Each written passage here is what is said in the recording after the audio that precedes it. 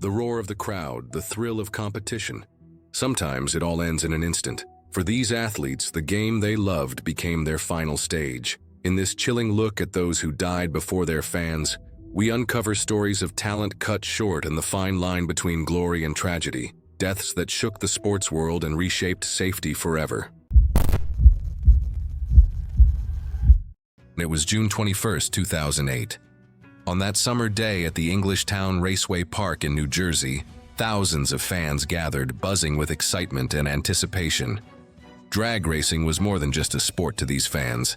It was a test of speed, skill, and bravery. Among the roaring engines and burning rubber stood Scott Kalita, a veteran driver with a reputation as fierce as his blazing top-fuel dragster. That day at Englishtown, Scott was preparing for what was supposed to be a routine qualifying run. The weather was clear, the track freshly prepared, and his team worked meticulously to ensure the dragster was in peak condition. Fans watched eagerly as the familiar silhouette of Kalita's dragster rolled to the starting line. There was a quiet tension in the air, the kind that always comes just before a powerful machine unleashes its fury. As the green light flashed, Scott slammed the throttle and the dragster roared down the quarter-mile track. Everything seemed normal at first, but then just a few seconds into the run, disaster struck. Approaching the finish line at over 300 miles per hour, the engine suddenly exploded. A violent blast ripped through the dragster, sending metal fragments flying in every direction. The massive force shattered the rear tires, causing Scott to lose control. His car swerved violently from side to side, leaving thick black smoke trailing behind. The crowd gasped, some freezing in disbelief. As the dragster began to spin out of control, Scott fought desperately to keep the vehicle steady, but at those incredible speeds, there was little a human could do.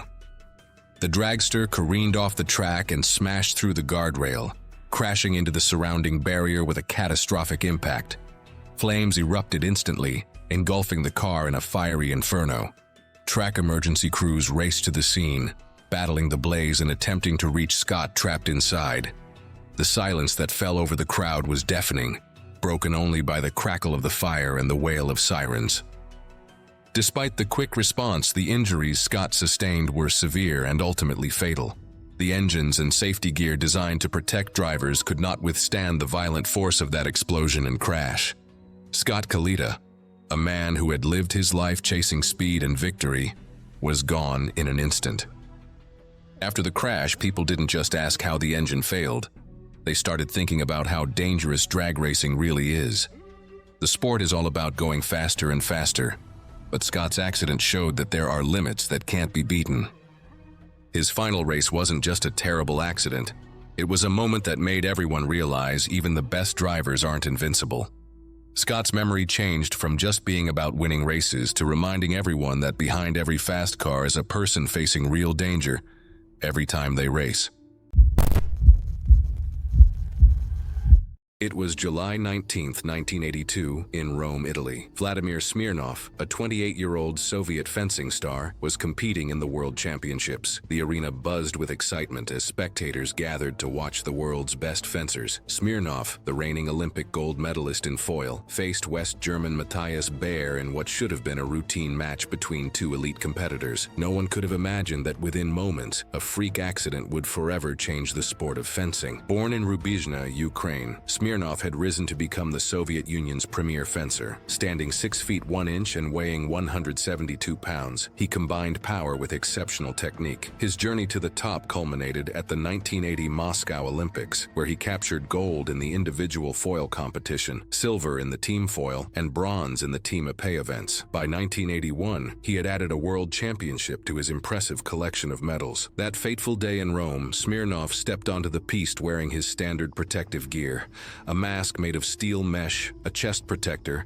and his white fencing uniform. The match began like countless others, with the two champions exchanging attacks and parries, their movements precise and calculated. Suddenly, during an intense exchange, both fencers attacked simultaneously, attempting to establish what's known in fencing as the right of way. Smirnov tried to block Baer's blade with an upward parry, but Baer avoided it. As they collided, Baer's foil blade snapped upon impact with Smirnov's chest protector. The broken blade blade, now jagged and sharp, continued its forward momentum with Bear's lunge. It pierced through Smirnov's mask, penetrated his eye socket, and drove deep into his brain. The arena fell silent as Smirnov collapsed onto the piste. Medical staff rushed to his aid while horrified spectators and fellow competitors looked on in disbelief. Bear stood frozen, devastated by what had just occurred. This wasn't just a sporting accident, it was a catastrophe that would haunt him for the rest of his life. Smirnov was immediately rushed to a nearby hospital where surgeons worked desperately to save him. The broken blade had caused severe damage to his brain. Despite being placed on life support, doctors soon determined he had no brain reflexes. For 9 agonizing days, Smirnov remained on life support while the fencing world prayed for a miracle. On July 28, 1982, Vladimir Smirnov was pronounced dead. The news sent shockwaves through the international sports community. The Soviet Union had lost one of its greatest champions, and the fencing world had experienced its most tragic moment. Bear, though absolved of any wrongdoing, carried the emotional burden of the accident. He left fencing in the aftermath but eventually returned, winning silver at the 1984 Los Angeles Olympics. Later, he became the head of Germany's National Fencing Training Center, dedicating himself to improving the sport. Smirnov's death became a watershed moment for fencing safety. The International Fencing Federation immediately began reviewing equipment standards. The carbon steel blades that had been standard were replaced with maraging steel, which is far less likely to snap. Masks were reinforced with stronger materials, and uniforms were upgraded to include Kevlar or high-strength nylon. The punch test for masks was introduced, requiring them to withstand 12 kilograms of force. A 5-year study later revealed that these changes had made fencing significantly safer than many popular sports. The research found injury rates 50 times greater in soccer than in fencing. In the last 100 years, there have been no reported deaths in U.S. fencing, and worldwide since Smirnov, only 7 confirmed fatalities in competition or practice. Today, fencing is considered one of the safest competitive sports, largely due to the changes implemented after Smirnov's death. His tragic passing, while devastating, ultimately saved countless lives through the safety improvements it prompted. Vladimir Smirnov's legacy lives on, not only in the medals he won and the skill he displayed, but in the safer sport fencing has become. In death, as in life, he changed the face of the sport he loved, a final, unintended contribution from a true champion. It was March 24, 2018, at the Deltaplex Arena in Grand Rapids, Michigan. The G League's Grand Rapids Drive were playing their final regular season game against the Long Island Nets, with a playoff spot on the line. Zeke Upshaw, a 26-year-old shooting guard, was having a solid night with 11 points in 29 minutes. With just 47 seconds remaining and his team leading 100-97, no one could have predicted the tragedy about to unfold. Along the baseline, away from the ball, Upshaw suddenly dropped face down to the court, his palms turned upward, his body motionless. For 6 crucial seconds, no one seemed to notice. Then one opposing player reacted, followed by another, until finally the referee's whistle stopped play. The crowd of nearly 2,000 fans fell silent, watching as a young man's life began slipping away. Before that moment, Upshaw had been living his basketball dream. After playing at Illinois State and then as a graduate transfer at Hofstra, he had worked his way into professional basketball. His three-point shooting percentage of 40.9% that season showed promise for a potential NBA Summer League invitation. Even if the NBA didn't call, there was talk of opportunities in Europe's top leagues. What happened next would expose a tragic failure in emergency response. Medical staff huddled around him but didn't check his pulse. No one turned him over. No one appeared to check if he was breathing. 2 minutes passed before EMTs walked, not rushed, onto the court with a stretcher. 7 critical minutes went by before CPR began in the ambulance. A defibrillator visible on the stretcher was never used. About 1,600 miles away in Henderson, Nevada, Upshaw's mother Jewel watched the horror unfold on a Facebook stream. His girlfriend Julia Turner, whom everyone called his fiancée because he planned to propose after the season, screamed on the phone to Jewel as they watched helplessly. Messages scrolled by on Facebook. Prayers for Zeke. Say a prayer for Zeke. The investigation revealed disturbing details. 9 months before his death, Upshaw had collapsed at a Las Vegas gym. Blood tests showed elevated troponin, a protein released when the heart is damaged. Despite this warning sign, he was cleared to play after an overnight hospital stay. His discharge papers simply stated, "You may resume your normal activities when you are feeling back to normal." 40 minutes after his collapse, Upshaw's heart finally restarted at the hospital, but it was too late. 2 days later, on March 26th, his mother made the heartbreaking decision to disconnect life support. The autopsy revealed he had suffered from heart disease that went undetected, despite 3 different heart screenings in the previous 16 months. His funeral drew over 1,000 people to Chicago's South Side. An alderman spoke, as did former U.S. Secretary of Education Arne Duncan. Upshaw was laid to rest at the legendary Oakwood Cemetery, near Jesse Owens's grave, a final tribute to a young man who had been a success story, raised by a single mother and earning his way to professional basketball. Zeke Upshaw's death led to significant changes in the G League's medical protocols. His mother created the Zeke Upshaw Foundation to educate schools and athletic organizations about sudden cardiac arrest. Her message became simple but crucial. When someone collapses, assume it's a heart issue first. She receives monthly notifications about similar incidents, each one reminding her of that terrible night. The tragedy of Zeke Upshaw wasn't just about a promising athlete taken too soon. It was about systemic failures in emergency response and medical screening. His death exposed how those first few minutes in a cardiac emergency can mean the difference between life and death. While other athletes have been saved from similar collapses since then, Upshaw's story remains a sobering reminder of why proper medical protocols matter. His legacy lives on through the foundation that bears his name, working to ensure that when the next athlete collapses, someone will know exactly what to do. It was October 14th, 2014. It started as a regular day for 23-year-old Peter Biaksangzuala, a talented midfielder for Bethlehem Vengthlang. Peter was known for his discipline, hard work, and love for football. As a rising star in the Mizoram Premier League, he had big dreams of playing at the national level. But no one could have imagined that his celebration after scoring a goal would take a devastating turn. Born in Mizoram, one of India's most football-passionate regions, Peter grew up idolizing players far removed from his world. He had worked his way through local leagues, surviving on minimal gear and borrowed cleats. But his speed, control, and midfield vision couldn't be ignored. Eventually, he joined Bethlehem Vengthlang in the Mizoram Premier League, a small but competitive circuit that offered Peter the structure and recognition he'd long hoped for. That day, Peter's team was up against Chanmari West FC in an important match at Lamual Stadium in Aizawl, India. In the 62nd minute, with the score tied, he saw his chance. Under the fading afternoon sun, Peter executed a well-timed shot, scoring an equalizer for his team. The crowd erupted in cheers as the ball struck the back of the net. Overcome with excitement, Peter decided to celebrate in a way he had long admired, by attempting a somersault just like his football idols Kaká and Ronaldinho. His teammates trailed behind as Peter sprinted toward the sideline, already airborne in mid-celebration. Peter had practiced the move before, but this time things went horribly wrong. In a single second, triumph turned to horror. As he flipped into the air, he miscalculated his landing. Instead of a smooth finish, he came down headfirst, his neck bending at a sickening angle. The stadium's atmosphere changed in an instant. His teammates, who had been celebrating with him, quickly realized something was wrong. Their joy turned to panic as they rushed to his side, signaling for medical help. Peter was in pain and unable to move. Medical staff rushed in, stabilizing his neck and signaling for a stretcher. The stadium fell silent, the earlier applause replaced by uncertainty. He was carefully carried off the field and taken to Aizawl Civil Hospital. Doctors performed a CT scan and found that his spinal cord had suffered severe damage at the neck, an injury so critical that even immediate surgery offered little hope. It was a devastating diagnosis, and they immediately began efforts to stabilize him. Despite their best attempts, Peter's condition worsened. He was moved to the intensive care unit, and his teammates, family, and friends held on to hope.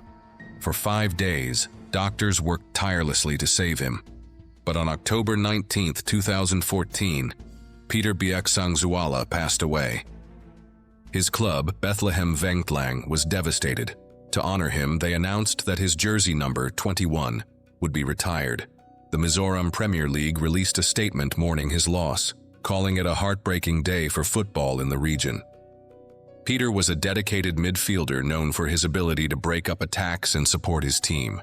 His coach Danny Lalnan Mawia spoke about his character saying, "Peter was well-mannered and disciplined on and off the pitch.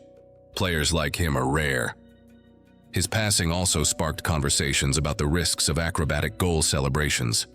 While these moves are common in football, few had ever imagined that a routine celebration could lead to such a tragedy.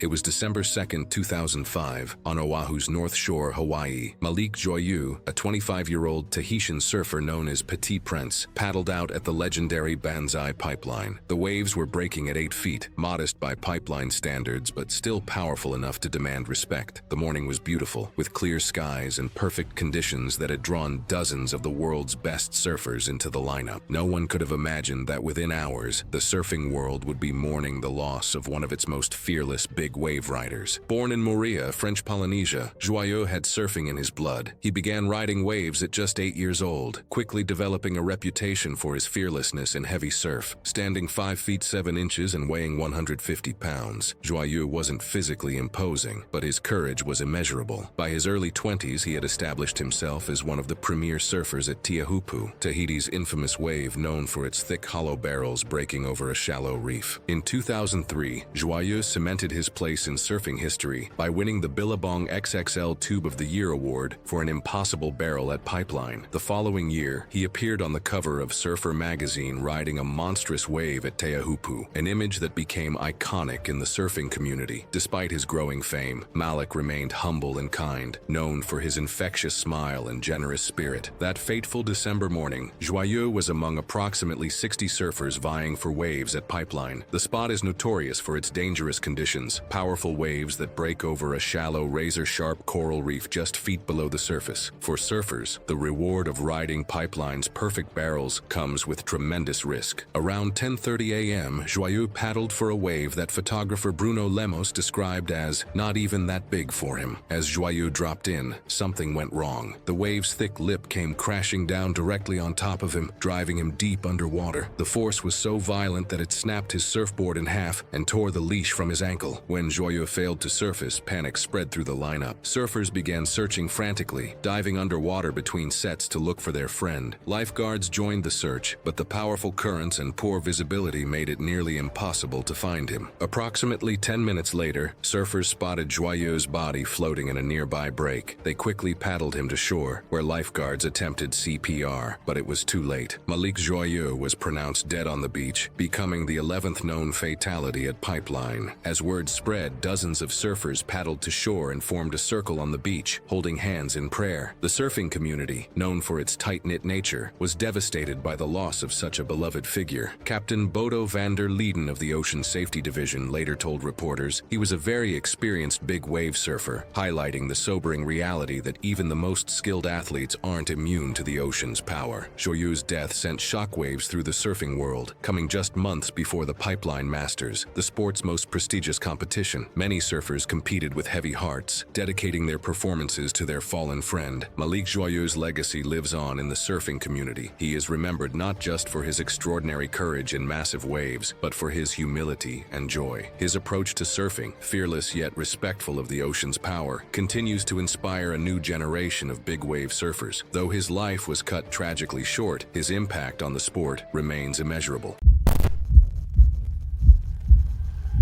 It was May 6, 2016, at the Dinamo Stadium in Bucharest, Romania. The fans called it the hole in the ground.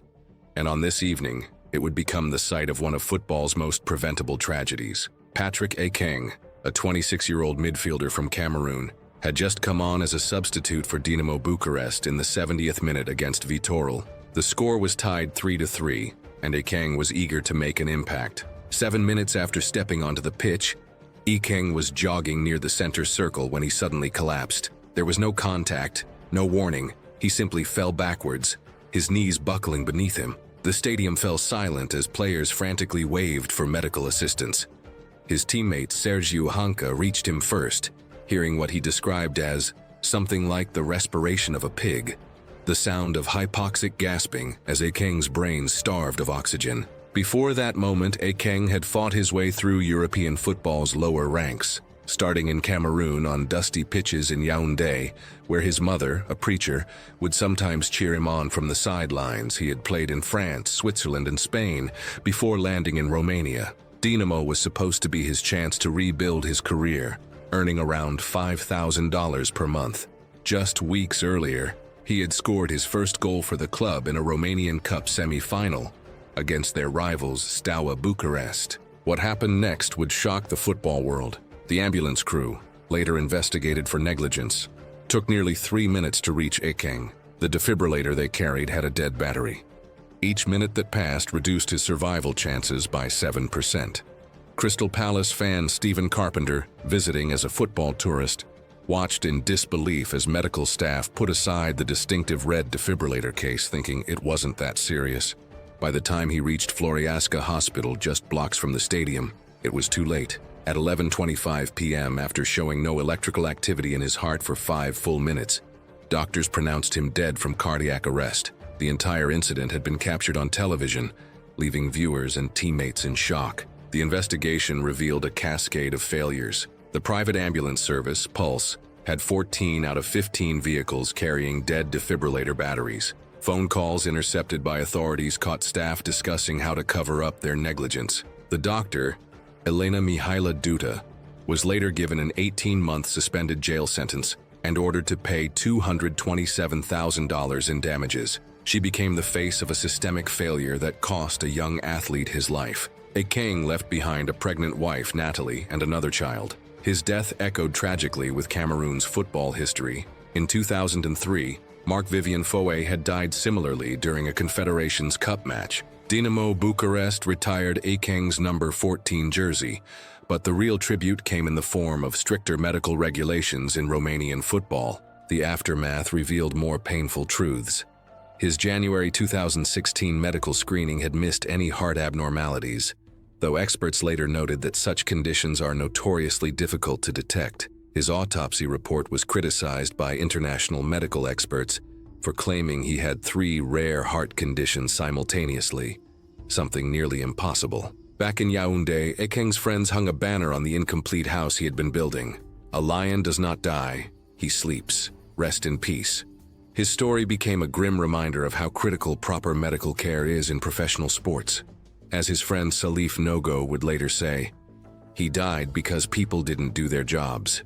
In the end, Patrick Ekeng's death wasn't just about a footballer who died too young. It was about a system that failed him and the changes his death forced upon the sport. It was May 11th, 1986 in Marseille, France. The Palais des Sports was packed with spectators eager to witness the World Fencing Classic semifinals. Under the bright arena lights stood Nikolai Dragunov, a 28-year-old fencing prodigy from Bolivia. Dragunov wasn't just any competitor. He had built a reputation for cold, calculated precision that left opponents bewildered. His 21-match winning streak made him seem invincible in international fencing circles. Unlike flashier fencers, Nikolai's style was methodical and ruthlessly efficient, a reflection of his disciplined upbringing. Born to a retired military father and factory worker mother in northern Bolivia, Nikolai's childhood was defined by structure and order. Fencing became his outlet, but also his perfect expression of control. Every thrust, parry, and footwork sequence was executed with mathematical precision. By 1986, he had become Bolivia's national champion. What no one knew that morning was that Dragunov had noticed a small crack in his visor, a seemingly insignificant fracture in the corner. With the match minutes away, he chose to continue with the damaged equipment, confident in his ability to control the match.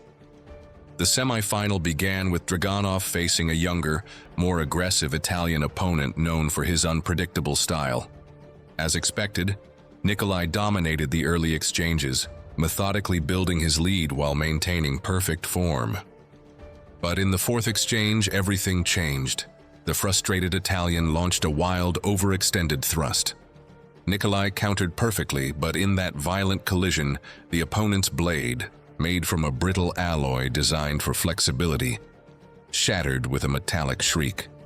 The broken tip, now jagged and sharp, ricocheted upward with tremendous force. In a split second, the splintered metal found the cracked corner of his visor. The blade fragment punctured through the polycarbonate and drove deep into his forehead. The arena fell silent as Draganov collapsed instantly. Medical staff rushed to his side, removing his mask as blood trickled down his temple. His breathing was shallow, his pupils unresponsive. Paramedics quickly transported him to a nearby hospital, where neurosurgeons worked desperately to relieve the mounting pressure in his skull. The diagnosis was grim: penetrating brain trauma with severe intracranial bleeding. For 4 days, the fencing world held its breath as Nikolai lay in a coma. But on May 15, 1986, he was pronounced dead. After the accident, there were no big speeches, just quiet, uneasy changes. The fencing officials didn't admit fault, but rules shifted behind the scenes. Stronger visors were introduced, brittle blades disappeared, and gear checks got stricter. Coaches adjusted, referees tightened up. No one said his name, but everyone moved differently, as if trying to erase the mistake without owning it. At his old training center, his locker stayed closed. No tribute, no ceremony, just silence. Younger fencers glanced at it now and then, not out of respect, but to remind themselves what the sport could take. It was March 29, 2008 in Zadar, Croatia. Hrvoje Čustić, a talented 24-year-old winger for NK Zadar, was doing what he loved most, playing soccer in front of passionate hometown fans. The match against HNK Sabalia had just begun, and the energy in the stadium was electric. No one could have imagined that within minutes, a routine play would lead to one of soccer's most heartbreaking tragedies. Čustić's journey in soccer began in his hometown of Zadar, where he joined the local club in 2000. His skill and dedication earned him a move to NK Zagreb in 2005, but the pull of home brought him back to Zadar in 2007. Known for his speed and determination, Hrvoje was a fan favorite, a local boy representing his city with pride. That fateful Saturday started like any other match day. Just minutes into the game, Čustić chased after a loose ball near the sideline. As he battled with an opposing player, neither focused on anything but gaining possession. The intensity of their challenge sent Čustić sliding off the field of play. What made this particular stadium dangerous was what lay beyond the touchline, a concrete wall positioned just 6 feet from the edge of the playing field. As Čustić slid off the pitch, his momentum carried him directly into this unforgiving barrier. The sickening sound of impact silenced the crowd as Hrvoje's head collided violently with the concrete. Medical staff rushed onto the field immediately. Players from both teams stood in shock, some turning away, unable to watch as doctors worked frantically to stabilize him. The ambulance arrived quickly, and Čustić was rushed to Zadar General Hospital, where he underwent emergency surgery for a severe brain injury. For 5 days, the entire city of Zadar held its breath. Prayer vigils formed outside the hospital as fans, teammates, and family members hoped for a miracle. Čustić's condition initially appeared stable after surgery, giving everyone a glimmer of hope. But on April 2nd, his body temperature began rising rapidly due to a post-surgical infection. Despite the doctor's best efforts, Hrvoje Čustić passed away on April 3rd, 2008. The news devastated the Croatian soccer community and beyond. The Croatian Football Federation postponed all league matches for the following weekend as a mark of respect. An estimated 10,000 people attended his funeral, reflecting the impact he had on his community. His NK Zadar teammates served as pallbearers, carrying their friend on his final journey. The tragedy sparked important conversations about player safety in soccer stadiums worldwide. The concrete wall that claimed Čustić's life represented a hazard that should never have existed so close to the field of play. His death led to safety reviews at many stadiums, with particular attention paid to the areas surrounding the pitch. Years later, Hrvoje's memory lives on in Croatian soccer. His former teammate and close friend Danijel Subasic, who became Croatia's national team goalkeeper, paid tribute to Čustić after Croatia's victory over Denmark in the 2018 World Cup. After saving 3 penalties in the shootout, Subasic lifted his jersey to reveal a shirt bearing Hrvoje's image. Though FIFA issued Subasic a warning for the gesture, it showed how deeply Čustić's memory continues to resonate with those who knew him. When asked about his tribute during a press conference, Subasic broke down in tears, unable to speak about his friend, demonstrating that even a decade later, the wounds remain raw. Hrvoje Čustić's story reminds us that even in the beautiful game, tragedy can strike in an instant, forever changing lives and leaving an indelible mark on the sport's history. It was June 26, 2003. at the Stade de Gerland in Lyon, France. The FIFA Confederations Cup semi-final between Cameroon and Colombia was drawing to a close. The stadium was alive with excitement as Cameroon led 1-0, and Marc-Vivien Foé, their powerful 28-year-old midfielder, was doing what he loved most, dominating the center of the field. Before that fateful day, Foé had built himself into one of Africa's most respected players. Standing at 6'2", he was an imposing figure who had conquered both the English Premier League and French Ligue 1. He played for clubs like West Ham United, Manchester City, and Lyon, becoming a fan favorite wherever he went. His teammates called him Marco, and his infectious laugh could often be heard echoing through the changing rooms. That summer afternoon in Lyon, with just 72 minutes on the clock, television cameras captured a moment that would haunt football forever. Foé was jogging innocuously near the center circle, no other player around him. Suddenly, without warning or contact, he collapsed. The way he fell sent immediate shivers through the stadium. This wasn't a normal football injury. Medical staff rushed onto the field as teammates looked on with growing concern. They attempted to resuscitate him right there on the pitch before carrying him on a stretcher to the medical facilities beneath the stadium. For 45 agonizing minutes, doctors fought to restart his heart, but Marco would never get up again. The news of his death sent shockwaves through the football world. His teammates, who had been celebrating their victory in the dressing room, were devastated when Captain Rigobert Song delivered the tragic news. "Marco, Marco," he cried, telling them their friend was gone. Even the team's German manager, Winfried Schäfer, broke down when he saw Foé's mother and wife crying by his body. 2 autopsies would later reveal that Foé had been suffering from hypertrophic cardiomyopathy, a condition where the heart muscle becomes abnormally thick. Medical experts explained that people with this condition are 3 to 5 times more likely to suffer cardiac arrest during intense physical activity. The cruelest part? There were usually no warning signs until it was too late. The tragedy deepened when details of Foé's personal life emerged. He had been building a sports academy in his hometown of Yaoundé, sending money home each month to fund its construction. It was meant to be his legacy, a gift to help young Cameroonian players follow in his footsteps. Instead, it became his final resting place, with his body buried on the site of the unfinished complex. The impact of Foé's death was immediate and lasting. FIFA's medical protocols were overhauled, with improved cardiac screening and pitch-side emergency procedures becoming mandatory. Manchester City retired his number 23 shirt, while Lyon named a street after him.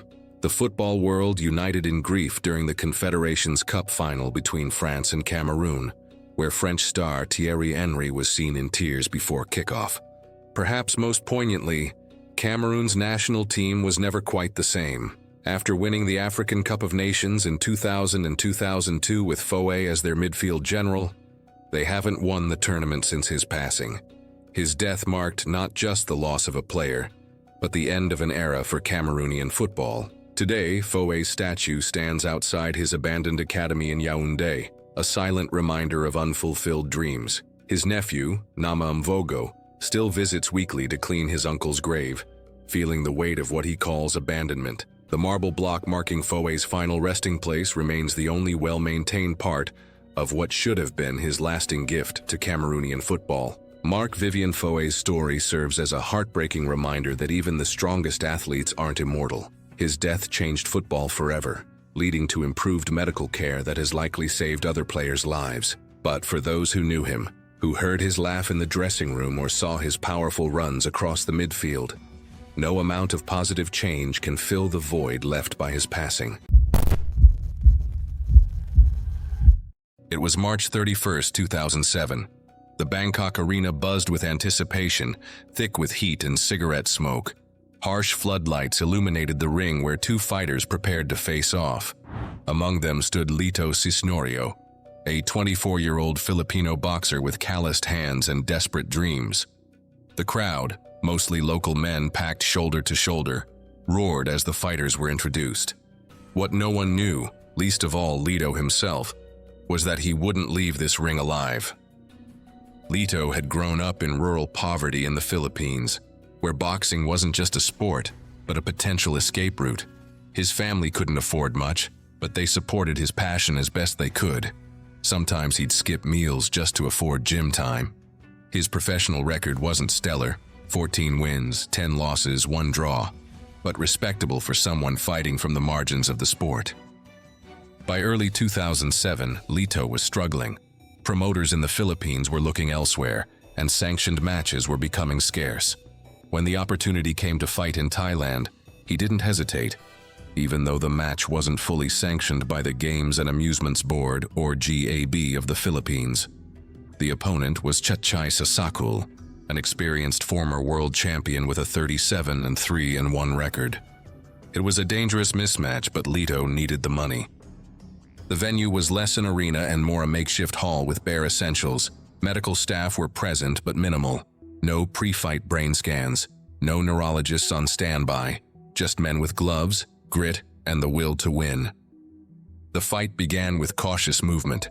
Chachai, seasoned and fluid, danced with precision. Lito came in tense, punching wide, absorbing counters. The first round was a feeling-out process, but Chachai's superiority was evident. He landed clean shots, jabs that stung, hooks that rattled. By the second round, Lito was already bleeding from the nose, his breathing labored. The third brought heavier blows. 2 hard body shots followed by a right cross that snapped his head back. Still, he fought on, swinging back with heart, if not accuracy. Spectators could see he was outclassed, but he wouldn't quit. Then came the fourth round.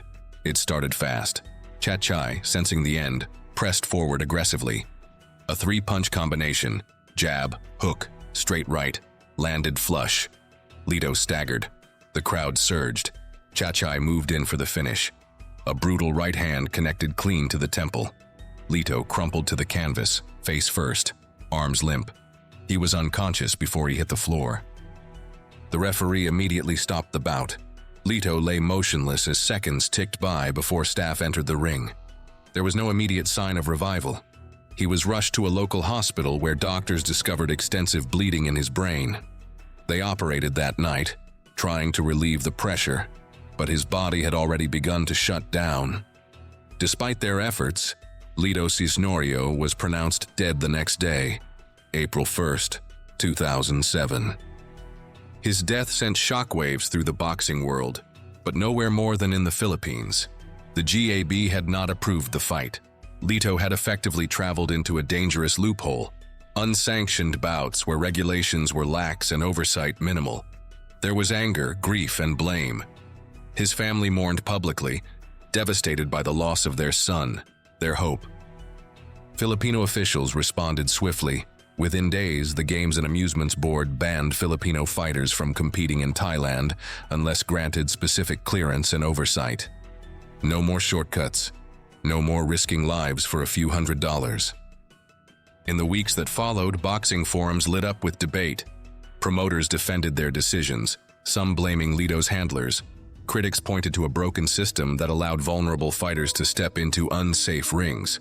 Lito's death became a sobering symbol, not just of boxing's brutality, but of what happens when the poor are left to chase survival in unregulated corners of the sport. It was October 23, 2010, in Fujairah, United Arab Emirates. Fran Crippen, a 26-year-old American swimming star, was competing in the FINA Open Water 10-kilometer World Cup. The race began early that morning, with dozens of the world's best swimmers diving into the warm waters of the Persian Gulf. No one could have imagined that by the end of the day, the swimming world would be mourning the loss of one of its brightest talents. Born in Conshohocken, Pennsylvania, Crippen came from a family of swimmers. All 3 of his sisters were accomplished in the sport. His oldest sister, Maddie, had even competed in the 2000 Olympics. Standing 6 feet 2 inches with a powerful build, Fran was a natural in the water. After a successful college career at the University of Virginia, where he was an 11-time All-American, Crippen turned his focus to open water swimming. By 2010, he had established himself as America's premier open water swimmer, winning bronze at the 2009 World Championships in the 10K event, though he narrowly missed qualifying for the 2008 Beijing Olympics. days, Crippen had his sights set firmly on the 2012 London Games. The race in the UAE was just another step toward that dream. That fateful day, conditions were brutal. The water temperature was reported at 84 degrees, though many swimmers later claimed it felt closer to 90 degrees. The air temperature soared to nearly 100 degrees, creating a dangerous combination for athletes pushing their bodies to the limit in a 2-hour race. As the swimmers made their way around the triangular course, several began showing signs of heat-related distress. Christine Jennings, an American teammate, had to be pulled from the water and hospitalized. Others complained of disorientation and extreme fatigue. Despite this, race officials made no adjustments. About 2/3 of the way through the race, Crippen told his coach he wasn't feeling well. In typical fashion for the determined athlete, he pushed on, but something was terribly wrong. When the race concluded, Crippen was nowhere to be found. His absence at the finish line initially caused confusion rather than alarm. It was his teammate and friend Alex Meyer who first raised the alert, insisting that Crippen was missing. As officials scrambled to organize a search, Meyer and other swimmers dove back into the water to look for their colleague. The search was chaotic and disorganized. There were no lifeguards stationed along the course, no safety boats monitoring the swimmers, and no emergency protocols in place. 2 hours after the race ended, Crippen's body was found by deep-sea divers, just 400 meters from the finish line near the final buoy. He was 30 feet underwater. The swimming world was devastated. An investigation revealed multiple failures by race organizers. There had been inadequate safety personnel, no proper monitoring system, and no contingency plans for emergencies. The extreme heat had likely caused Crippen to suffer heat exhaustion, leading to unconsciousness and drowning. Crippen's former coach, Dick Schulberg, was outspoken about the tragedy. "FINA dropped the ball," he said. "They approved this event to be an Olympic event, but they never took the next step to protect the athletes." The German winner of the race, Thomas Lurs, echoed these sentiments. "These are very hot conditions for swimming," he said after the event, while Russian swimmer Evgeny Dratsev admitted he had never competed in such warm conditions before. Crippen's death sparked major reforms in open water swimming. FINA implemented new safety regulations, including temperature limits for competitions, mandatory safety boats, and GPS tracking for swimmers. His family established the Fran Crippen Elevation Foundation to advocate for athlete safety and support promising swimmers. Fran Crippen's legacy extends far beyond his achievements in the water. His tragic death forced the swimming world to confront serious safety issues that had been overlooked for too long. Today, open water swimmers compete under much stricter safety protocols, a bittersweet tribute to an athlete who loved his sport but paid the ultimate price for its inadequacies. It was March 4th, 1990, at Loyola Marymount's Gersten Pavilion in Los Angeles. The West Coast Conference Tournament semifinals were underway, and Hank Gathers, the Lions' unstoppable 6'7" forward, was doing what he did best, dominating the game. The crowd of 4,000 fans watched in awe as the 23-year-old soared through the air for yet another spectacular play. Just days earlier, he had told a reporter, "I feel great. I'm in the best shape of my life." With 13:34 left in the first half, Gathers caught a perfect alley-oop pass from teammate Terrell Lowry just past half court. He slammed home the dunk with his trademark power, giving his team a 25-13 lead over Portland. He slapped hands with Lowry, celebrating what would be his final basket. As he reached mid-court to set up on defense, Gathers took 2 lateral steps to his right and collapsed. The impact of his 220-pound frame hitting the hardwood echoed through the suddenly silent arena. The silence that engulfed Gersten Pavilion was deafening. Just months earlier, in December 1989, Gathers had collapsed during another game against UC Santa Barbara and was diagnosed with an abnormal heartbeat. Doctors prescribed beta blockers, but the medication made him feel sluggish on the court. His game suffered, and he gradually reduced his dosage, telling reporters his medication was almost down to nothing. Before his heart condition, Gathers was a force of nature. In the 1988-89 season, he led the nation in both scoring, 32.7 points, and rebounding, 13.7, becoming only the second player in NCAA Division I history to accomplish this feat. His team averaged an incredible 122.4 points per game, a record that still stands today. In one memorable game against LSU, he scored 48 points against future NBA star Shaquille O'Neal. He was projected to be a first-round NBA draft pick. Medical personnel rushed to his aid as his mother Lucille and aunt watched in horror from the stands. Gathers struggled to get up, briefly rising to his hands and knees before medical staff told him to stay down. He lost consciousness shortly after. Despite immediate CPR efforts and being rushed to nearby Daniel Freeman Marina Hospital, Gathers was pronounced dead at 6:55 p.m. The cause? Hypertrophic cardiomyopathy, the same heart condition that had claimed other athletes' lives. His death led to significant changes in sports medicine. Within 5 years, teams began carrying defibrillators as standard equipment. When Buffalo Bills player Damar Hamlin collapsed on the field in 2023, the immediate medical response, learned from Gathers' tragedy, saved his life. His best friend Bo Kimble said, "Hank's death revolutionized the entire sports medicine industry." The Lions, led by Kimble, would make an emotional run to the Elite Eight of the NCAA tournament. In a touching tribute, Kimble shot his first free throw of each game left-handed in honor of his southpaw teammate, making each one as tears flowed throughout the arenas. They set tournament records, scoring 149 points against defending champion Michigan, but fell short of the Final Four. Hank Gathers' story remains one of basketball's most tragic moments, a reminder that even the strongest athletes aren't invincible. His legacy lives on not just in the record books or the improved medical protocols that protect athletes today, but in the memories of those who witnessed his extraordinary talent and infectious spirit. As Kimble would later say, will he be forgotten?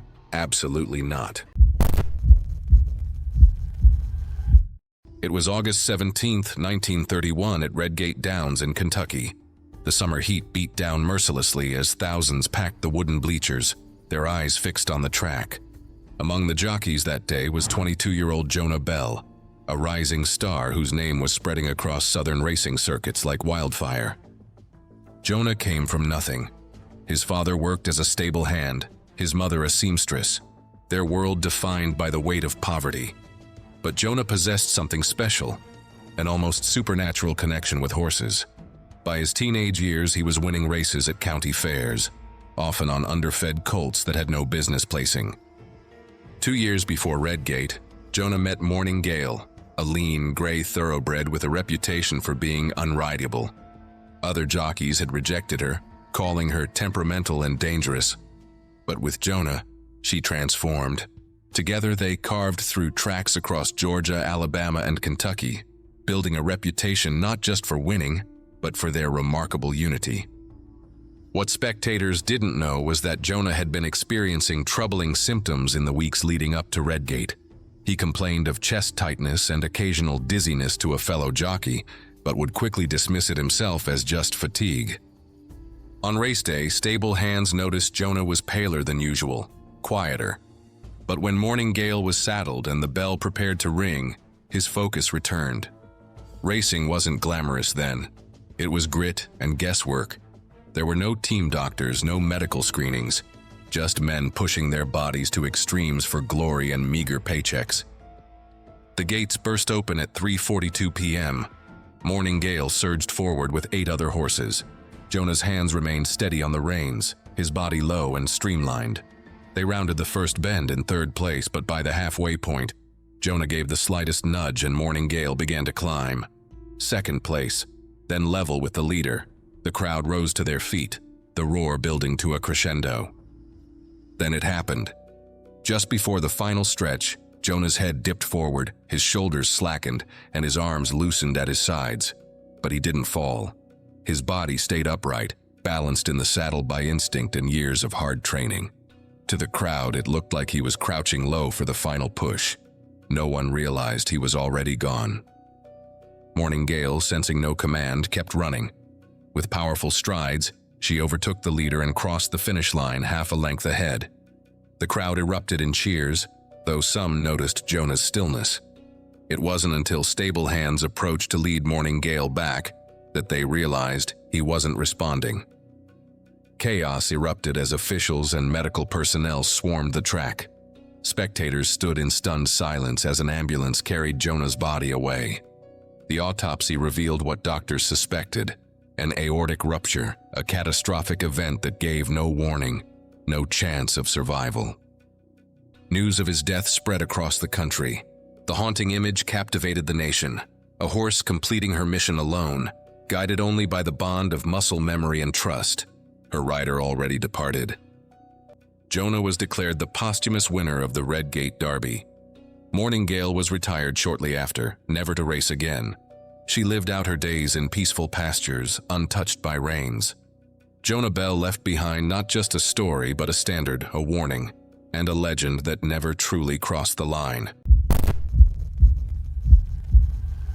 It was October 24, 1971, at Tiger Stadium in Detroit, Michigan. Chuck Hughes, a 28-year-old wide receiver for the Detroit Lions, was playing in a hard-fought game against the Chicago Bears. The stadium was packed with over 54,000 fans, the atmosphere electric as the Lions trailed 28-23 in the final minutes. No one could have imagined that within moments, they would witness the only death to ever occur during an NFL game. Born in Philadelphia and raised in Texas, Hughes had defied the odds to make it to professional football. Standing 6 feet tall and weighing 185 pounds, he wasn't the biggest or fastest player, but his determination and precise route running made him valuable. After starring at Texas Western College, now UTEP, Hughes was drafted by the Philadelphia Eagles in 1967 before being traded to Detroit in 1970. Though primarily a backup, Hughes was known for his work ethic and positive attitude. Teammates described him as a friendly, Western kind of guy, with a distinctive giggle and an infectious smile. He was a devoted husband to Sharon and father to their 2-year-old son, Shane. That fateful Sunday, Hughes entered the game in the fourth quarter after starter Larry Walton suffered an ankle injury. With just over 2 minutes remaining, Hughes made a spectacular 32-yard catch, his first and only reception of the season. He was immediately hit hard by 2 Bears defenders, but got up and jogged back to the huddle. A few plays later, with 1 minute and 2 seconds left on the clock, Hughes ran a deep pattern as quarterback Greg Landry threw to tight end Charlie Sanders.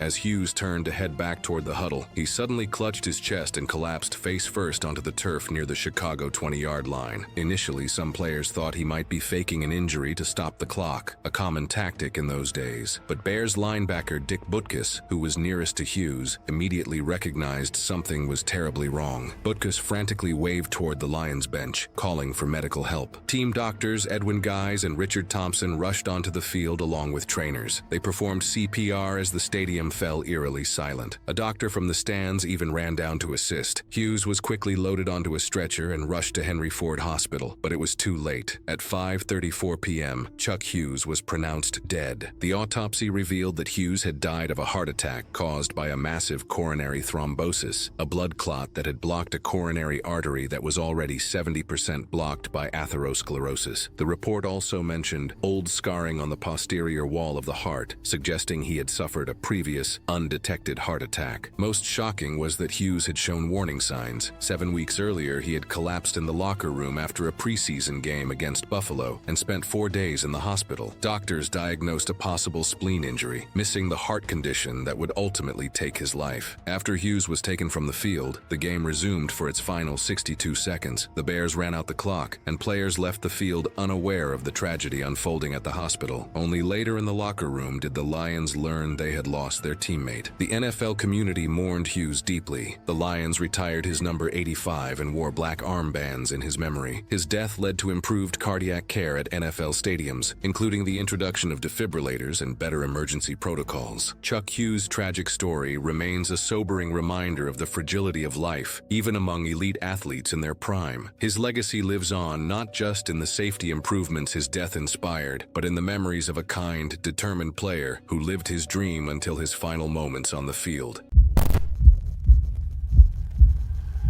It was October 13, 2008 in Chekhov, a small city just outside Moscow. The Ice Hockey Center 2004, a modest arena holding just 3,300 fans, was alive with the sounds of sticks hitting ice and crowds cheering. For the fans who came to watch Avangard Omsk take on Vityaz, this seemed like any other Continental Hockey League game. No one could have known they were about to witness one of hockey's most tragic moments. The air was electric that evening as 19-year-old Alexei Cherepanov, nicknamed the Siberian Express, took to the ice alongside his teammate, NHL legend Jaromir Jagr. Cherepanov was everything a team could want in a young star. Talented, charismatic, with a brilliant smile that matched his scoring touch. He had already broken Pavel Bure's rookie scoring record with 18 goals, and this season was proving even more promising with 7 goals and 5 assists in just 14 games. As the third period wound down, Cherepanov and Yager completed what seemed like a routine shift together. The young forward skated back to the bench, probably thinking about his next time on the ice. But there wouldn't be a next time. Without warning, Cherepanov collapsed on the bench. The crowd fell silent as confusion spread through the arena.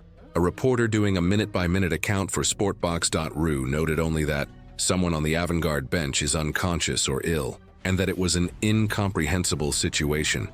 A player simply cannot get up from the bench. What happened next would haunt Russian hockey forever. There were no ambulances at the arena. They had left during the game. The defibrillators weren't working properly. As medical personnel scrambled to help the fallen player, precious minutes ticked away. Despite their efforts, Cherepanov was pronounced dead at a nearby hospital. He was just 19 years old. The investigation that followed painted a picture more disturbing than anyone could have imagined. Cherepanov had been suffering from myocarditis, chronic inflammation of the heart, for at least a year and a half. His blood contained traces of cordiamin, a performance-enhancing drug. Team doctors were accused of knowing about his condition but trying to treat it themselves instead of consulting proper cardiologists. The fallout was swift and severe. The Continental Hockey League suspended Avangard's general manager, president, and team doctors indefinitely. The league's vice president Vladimir Shalayev didn't mince words. Our sanctions are harsh, but we are confident that prosecutors will also make their decision regarding this case. For the New York Rangers, who had drafted Cherepanov 17th overall in 2007, the loss was especially painful. They had been working to bring him to New York, hoping he would become part of their rebuilding process. Rangers assistant Mike Polino had visited him in Omsk just months before, finding a young man full of energy, full of enthusiasm, and really excited about his future in New York. Instead of watching Cherepanov light up Madison Square Garden, the Rangers held a moment of silence for their fallen prospect. His death led to major changes in the KHL, including mandatory medical examinations for young players. 3 players under 21 were immediately disqualified for medical reasons after the league implemented new screening protocols. Cherepanov's story serves as a grim reminder that even the brightest stars can be extinguished in an instant, and that proper medical care isn't just about protocol. It's about saving lives. His legacy lives on not just in the records he set, but in the changes his death brought to protect future players from similar tragedy. It was April 2nd, 2005 in Denver, Colorado. The downtown athletics center buzzed with excitement as spectators gathered for the Colorado Golden Gloves tournament. 34-year-old Becky Zerlentis found herself beneath the arena lights, sweat already forming on her brow as she faced her younger, faster opponent. The protective headgear was in place, mandatory for amateur bouts, but no one could have predicted it wouldn't be enough. Becky wasn't your typical boxer. With a PhD in geography and a tenured teaching position, she defied expectations. Her students knew her as the kind, brilliant professor who challenged their minds, while her opponents knew her as the disciplined fighter who had been training for over a decade. Despite her experience, there had been subtle warnings, minor dizzy spells during training, fleeting headaches that came and went. Nothing serious, she told herself and others, just normal fatigue from balancing academia and athletics. She brushed these aside, focused on the challenge ahead. The first round was evenly matched. Becky moved with her footwork, guarding her face, strategically jabbing to maintain distance. But her opponent was relentless, cornering her against the ropes multiple times. By the second round, the momentum shifted. Becky absorbed more punishment than she delivered. Her responses slowed, though her stance remained strong. The third round revealed a noticeable dip in her energy. Her opponent sensed weakness and surged forward. A combination landed, a quick jab followed by a heavy right hook. Becky's head snapped sideways. She staggered backward, gloves still raised but clearly unsteady. Then came the decisive blow, clean, hard, direct to the side of her head. Her body went limp before hitting the canvas with a dull thud that seemed to silence the entire arena. The referee rushed in immediately. Medical staff were at her side within seconds, but this wasn't a typical knockout. Becky didn't respond to stimuli. Her breathing was shallow, her eyes remained closed. The crowd fell silent as confusion and concern spread through the venue. Paramedics rushed her to the hospital, sirens cutting through the night. Despite the doctor's desperate efforts, Becky never regained consciousness. The blunt force trauma had caused catastrophic brain injury. Hours later, she was pronounced dead, becoming the first woman in U.S. boxing history to die in a sanctioned match. News of her death spread rapidly across sports networks and college campuses. The boxing community was stunned. Her students were devastated. She wasn't just any competitor. She was a scholar, a mentor, a daughter, a friend who had touched countless lives. But even amid the tributes, changes, and honors, the truth lingered. No rule adjustment could bring her back. And though the world moved forward, her death remained a solemn warning etched into the sport's history. That sometimes, no matter how much heart you have, it just isn't enough. Thanks for watching. Sometimes the most powerful moments in sports aren't about victory, but about the risks athletes take every time they step onto the field. If this hits you hard, stick around. There's more where tragedy, risk, and raw emotion collide on the world's biggest stages.